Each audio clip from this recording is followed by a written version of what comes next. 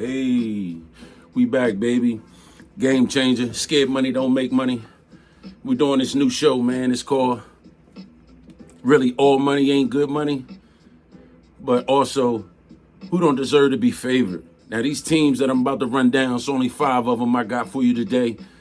And I'm going to just run them down and we just going to go through it. You know what I mean? So, like I said, new segment, All Money Ain't Good Money, a.k.a. Who Should Not Be Favored. So here we go, man. We're going to start with the first team, man. We're going to start with the Falcons. They are -5.5 over the Vikings. Now, the Falcons 0-4 against the spread, man. Every time they've been a favorite out here. I don't care. I think Minnesota just traded for Dobbs. I think Dobbs is going to play. And if Dobbs plays, I mean, that's a smart kid, astronomical. He knows what he's doing. I think they're gonna put an offense in there so that they can keep on competing because I think they can make the playoffs.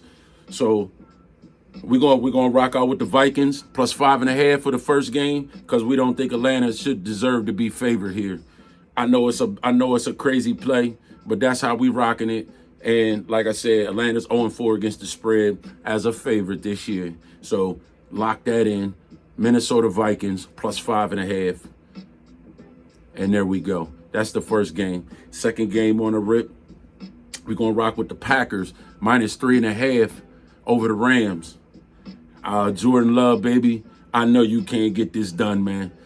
The Packers have not covered. I believe they lost their last 4 games or whatever like that. This is their first time being favored, and you got them favored by -3. I'm going to take the Rams all day because I think a broke down Stafford is way better than 100% Love. And we're going to rock out with the Rams +3. You can lock that in because, like I said, these boys don't deserve to be favored, the Packers, and they're going to be at home. So we're going to rock out with the Rams, and that's how we're going to work out with that.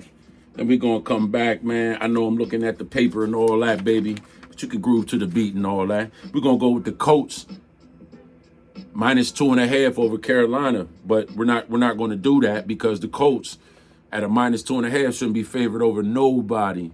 The Colts with Minshew, that stuff only works for about a week or two, and then the Minshew era is over. So we're gonna rock out with these young bulls. The coach for Carolina used to coach the Colts, got fired on some Fugazi type stuff. So I think he wants to win this game. So I'm gonna go with the young boys at home. They just got their first win last week. So we're gonna rock out with Carolina +2.5. You can lock that in as well. And then, man, we're gonna come back with the Raiders. I mean, come on, baby. You know they don't deserve to be favored, not over the Giants or anybody else. They just did a wholesale cleaning, fired everybody. Josh McDaniel, thank the Lord, got that boy up out of there because he was tearing my team up. And that is my team, the Las Vegas Raiders. But the Giants, I think Daniel Jones is coming back. You got to lock in the Giants at a +2.5 because the Raiders, you don't know what they're going to get this week. With Antonio Pierce being a new coach and everything like that, I don't know if you can even trust the Raiders this week on that kind of time. So we're going to lock in the Giants +2.5 over the Raiders with Danny Jones coming back, who will probably be the best quarterback out there. You know what I mean? Because Aiden Connor, I don't know, man. We'll see what he does. We'll see what the rookie does. But lock in Giants +2.5. Next game, this is the last game on the tilt. We got the Pats, and their favorite -3.5 over Washington. Now, I know Washington just made a whole lot of trades, got rid of their 2 big boys, their 2 ends. I think they putting the whole locker room on notice, you know what I mean, letting them know we're going to be making wholesale changes as well if y'all don't tighten up and win some games and get this thing done. I think Rivera's on the hot seat as well. They're probably going to get rid of this man after the season. You can bank on that. Magic in them, you know what I mean, they didn't pick this guy. They want to get a guy in there that they want. But the Pats, I can't go with Mac Jones. He's looked horrible. He's on and off. And the last time they were favored at home, I think the Saints blew them out 34-0. And I'm going to rock out with Washington +3.5. And we're going to rock out with that, man. And these numbers are courtesy of Delaware Park. So I know y'all probably getting different numbers everywhere else and things like that. But we're going to rock with this Delaware Park number because that number never changes. And I think we always have an advantage because that number will never change when you get there to Sunday, when you see all the line changes up and down, the line movements and things like that. We have a clear-cut advantage because, like I said, those lines are not going to change. The lines are not going to change. And then, you know what I mean? We just go accordingly. But I'm going to give you the rundown right now. We're going to go with Washington +3. Washington +3 over the Patriots. Then we're going to come back. We're going to go with the Giants +2.5 over the Raiders. Then we got Carolina +2 over the Colts. And they at home. Bryce Young, you know what I mean? Let's get it done.